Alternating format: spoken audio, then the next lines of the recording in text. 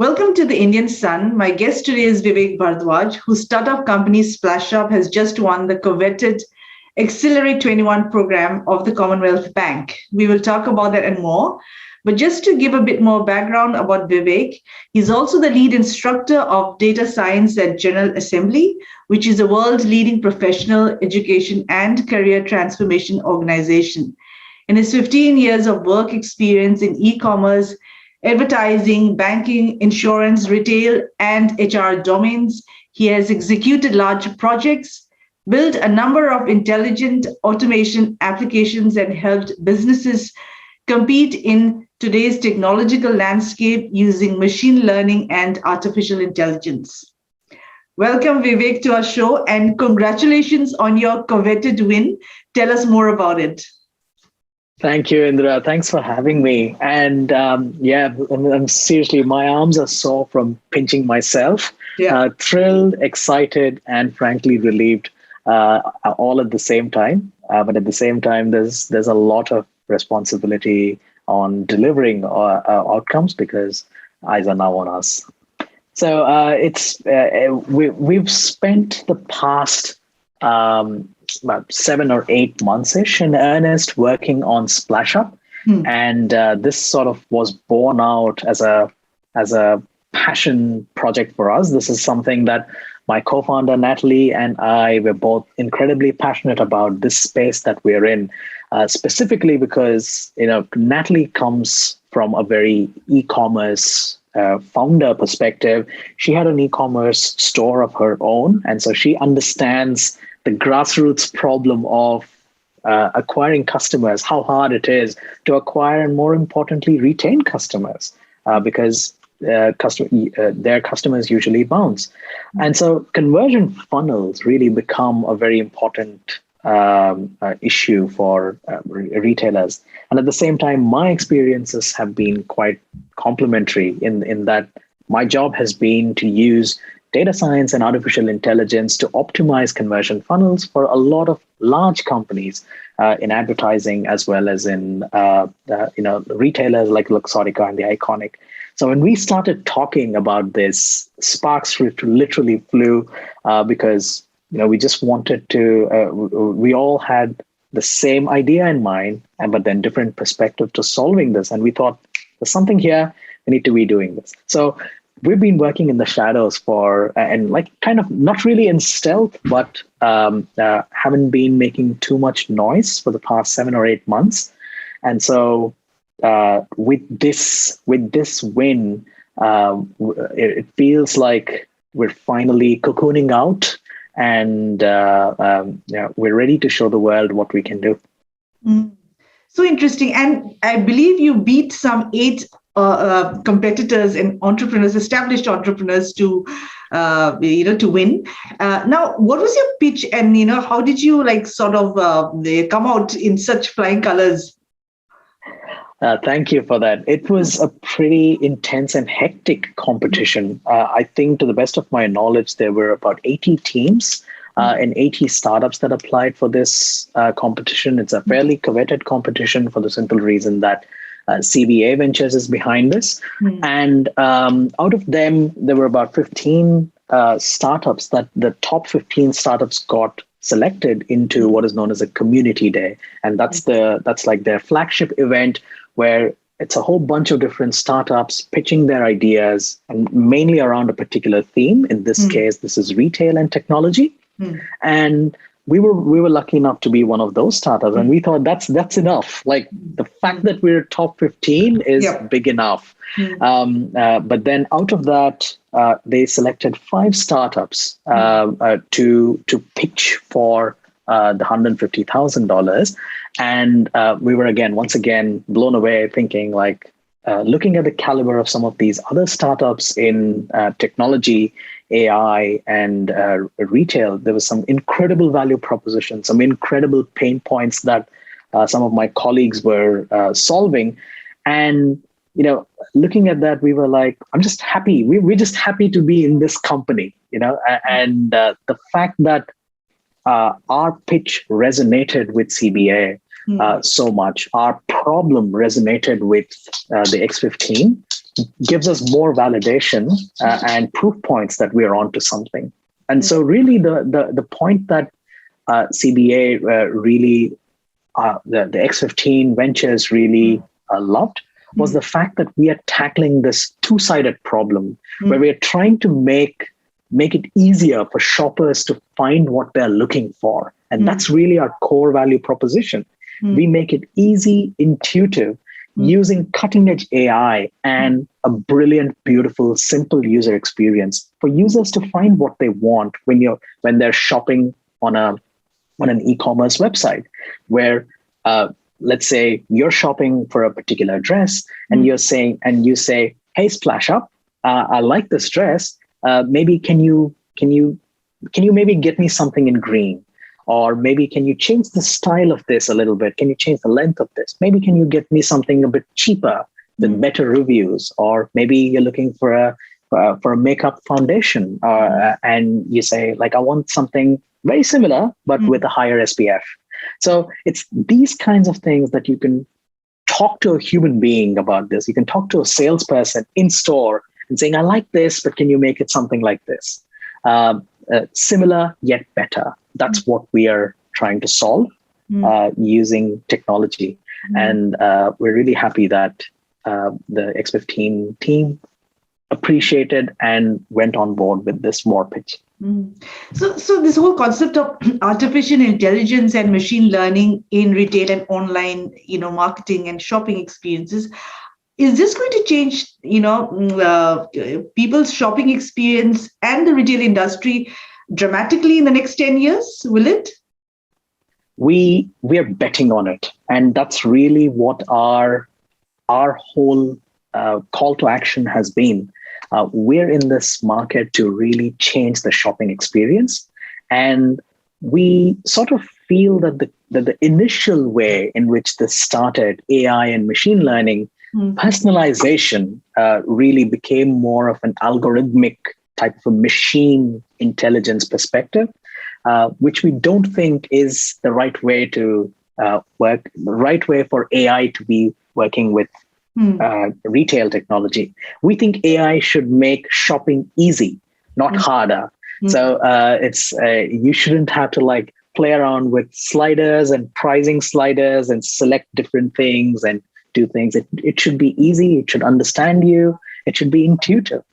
Just like how you're talking to a salesperson in an offline world when you go to Maya or David Jones. So we're betting on AI really doing the heavy lifting on the technology, on really understanding what products are existing in a retailer and surfacing the most relevant products for you. And so we are calling this human-centered AI, where the human in this case is you, the shopper. It's you, the merchant, the retailer. It always needs to be centered around the human, and that's really what we are trying to achieve. Okay, this might be a bit of an offbeat question, but I'm just thinking from a layman's perspective. The use of AI and machine. Wouldn't this be a bit too intrusive for shoppers? Well, yeah, that is, we've heard this quite a bit, and this is frankly something I'm not a big fan of as well.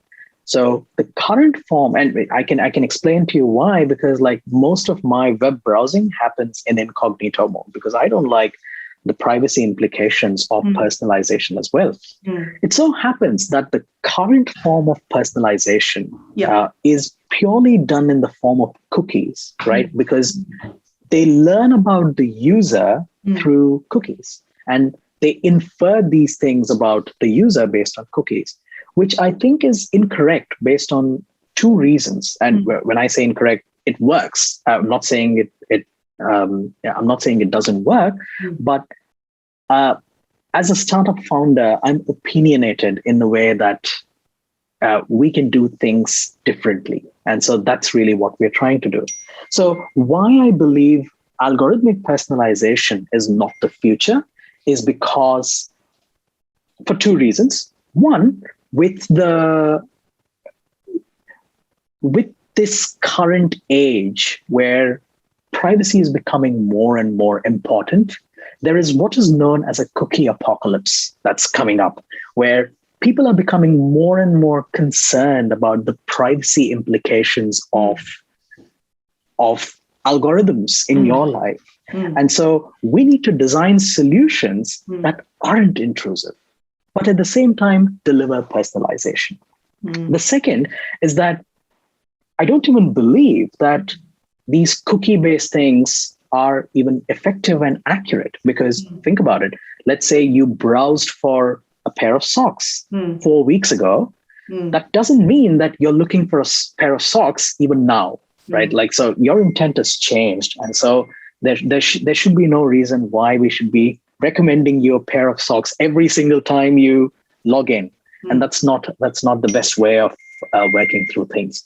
So that's the reason why we believe our personalization should be real-time guidance and real-time nudging in a way that a salesperson does. They just come and stand in front of you, and then they say, hey, do you have everything you need? Do you need some help? And then as a shopper, you would then say, I like it, but do you have something in a different brand? I don't like this brand. And so that's the kind of personalization that we want to provide, which doesn't involve tracking you as a person, but really what our machine learning algorithms want to do is to learn preferences at a more aggregated global level. That sounds like some consolation. Now, coming back to your win, I mean, you won $150,000. What are your business goals now? How are you going to use that money? We have some very large goals and some very far-reaching goals that we want to hit. And so this initial win is definitely a big boon for us. So while obviously the funding amount is paramount to us, it's very important to us at this early stage of our startup, where we'll be using this mainly for our product build, and we will be making some key hires in helping build and ship the product. We already have a prototype in the market, which has gone in private beta. What we want to do is go to market with our first customer. And we already signed an MOU with our first customer, which we're absolutely keen to deliver into the market. So product. This one is a furniture marketplace, and for certain reasons, like I'd love to get their permission before I can share more. And this is a furniture marketplace, and we're really excited to get started with that. So we're sort of stepping out from the perspective of just fashion, but also delivering this as an entire e-commerce play solution. So product build is definitely going to be one way in which this win is going to massively benefit us and going into the market. But also at the same time, we're incredibly excited about the CBA's broader network, X15's broader network, with synergies with their portfolio companies, but also really the introductions that we would get in terms of bringing ourselves out and helping us with the traction to acquire more customers as well. So there's considerable effort as well as resources that we would have to spend on these activities as well. And so we're really excited for the X15 to provide us with that network, that community, and really that trust in us, that belief in us, which we don't intend to let down, and increase that and make awesome things happen from it. Okay. And as a startup founder, have you had challenges pre-pandemic or post, or on the contrary, has it been productive? Well, as an early startup founder, you've probably seen me, I gesture wildly, so which means I'm a very emotive person, and so what this means is that I thrive under face-to-face connections. So, and I think it's the blessing and a curse for being a startup founder, where you want that personal connection. And so personally for me, the while I've been as a technology founder, as a technology co-founder, as a CTO, I've certainly have more access to just getting down into the work and not really worrying about commute or travel or anything like that. But at the same time, I have, as an early founder, missed the ability to just be able to talk to my team, talk to my co-founder on a regular basis. I think that sort of alignment is very important. Yeah, otherwise we have to wait for meetings, wait for a particular time in order to come to a particular decision. And the other thing is working remote is obviously in a fast changing pace of startup. Working remote has its own mental challenges as well, which it's not just for startup founders, but I think pretty much everyone in Australia, every knowledge worker in Australia is undergoing. So nothing special there, but it has certainly been a very interesting time for us. The only consolation is that what we know is some of the best startups like Airbnb, like Box, like Spotify, all of these startups have come during challenging times. They grew during challenging times. So we're taking inspiration from them, and we hope to make it big on our own. Fantastic. What makes Unsplash different from its competitors? So in terms of the way we go to market, our competitors operate in a bunch of different spaces. So we have a whole heap of competitors who are doing personalized retail, personalized e-commerce, and so a lot of players offer personalization to retailers, but a lot of them are working on this algorithmic perspective. And I mentioned to you about some of the constraints and challenges with relying too heavily on algorithms. So while we parse through our clients and our customers' products in using deep semantic algorithms, some cutting edge AI algorithms, we are not reliant solely on that. It just forms one angle and one aspect of our core engine. The other aspect of our core engine is these real-time user nudges that we give through our proven UX methodologies and user experience methodologies. And we are building these by interviewing tens and tens or maybe even hundreds of users. So we have done tens of user interviews so far, where we're trying to understand what are the key levers that people need at what stage of their user journey. And so we're building all this IP around that and building proven UX nudges to keep it as a simplistic personalization experience. So we're combining these two aspects, these deep semantic product attributes here, the not using cutting edge AI, and the proven UX methodologies of nudging people at the right time to say, are you doing okay? Do you need some help? Type of a thing, and then bringing them together into forming learnable customer journeys. So these customer journeys then become this flywheel that improves the user experience, that improves the AI, and then you get better recommendations with better nudges, and then gives better customer journeys. And so it's this flywheel of three separate things that is unique to us that we believe will give us the edge over our competitors. I'll call it tapping into the vulnerability of the shoppers. I'm playing the devil's advocate here. No, but just playing the devil's advocate. Anyway, but shopping experience is, of course, very universal and stuff like that. I'm just curious to know, moving forward, is there any area that you're interested in or monitoring, in this whole thing? There, in terms of our vision and goal, like I said, we have some pretty large vision. And so the way we're seeing this is that, like you said, shopping experience, product discovery, these are very universal concepts from a first principle perspective. So we don't see ourselves being limited to any one particular industry. So we could easily play in fashion, but at the same time play in beauty, play in furniture. We could play in electronics. there's a number of industries in which the core principles remain exactly the same. But at the same time, the other thing we've been thinking of is that we're not even limited to just purely e-commerce. We know that a lot of transactions, we know that people still like to go out, touch and feel what they're trying to buy. And so we want to be part of that experience, even in an offline world, not just in an online e-commerce world. So we would like to be there in terms of personalized, real-time alternatives to whatever a shopper is shopping for, even when they're at a Westfield mall. Like if that's something that we can help with, we see ourselves working through with that as well.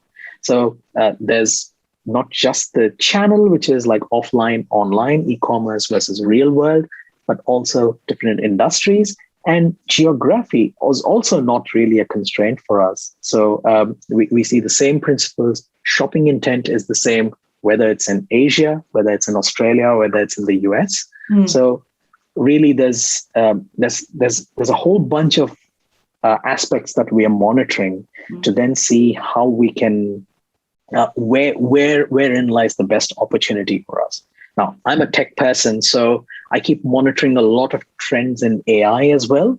And what I'm particularly excited is in using some very, very bleeding edge, cutting edge technologies in AI called generative modeling, where what if you are the model as a shopper, you're able to see real-time personalized recommendations of a particular dress applied on you, on your own. If you're able to upload a photo and then try it on. So it's this kind of a personalized wardrobe. So it's basically giving a tangible experience to the online shopper. Right. Yeah. That's very well said. Like we're all about giving tangible experiences. And as we get more and more savvy about it, we want to be more and more tangible. We want to be more tangible about letting people discover, getting inspired, and seeing whether they're making the right decision in buying that. It'll be interesting to see, because I know a lot of people are still very old school in the way they shop. But do you have a certain age group that you target, or it is just about breaking, the market? Certainly. So right now, the way we are approaching this is we're trying to break the market, and so we have we have a particular user segment. We're after the fashionista female segment who shops a lot online, and that's really our core segment that we're trying to break into. That said, our long-term vision is all about democratizing this shopping experience. So we want to be able to serve every segment of the market eventually, but we want to start by serving this particular user segment. Okay, fantastic. So how does Unsplash sees itself in the next 12 months? And another last question, what advice would you give to other startup founders? Thank you for these.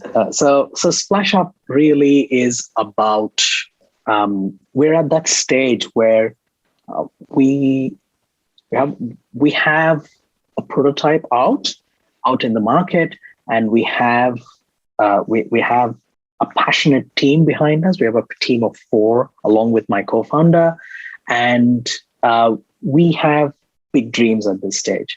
So what we want to do is, over the next 12 months, really hone and build this home for us within Splashup, where everyone's happy to be going to work. In a remote world, I don't think there's any more going to work, but it's all about where people are happy to be working at Splashup, and we create this beautiful, incredible atmosphere for them, where filled with interesting challenges and a lot of work, and a lot of very interesting work, impactful work being done. So we want to build a team, use that team to deliver some incredible first wins, and build a set of case studies that then make us a serious player in this space. So our next 12 months is all about helping us get that product market fit, that elusive PMF that every startup founder dreams of, and we hope to get that and scale to a whole bunch of customers who would be who we believe we can help with and improve their outcomes, their conversion outcomes as well.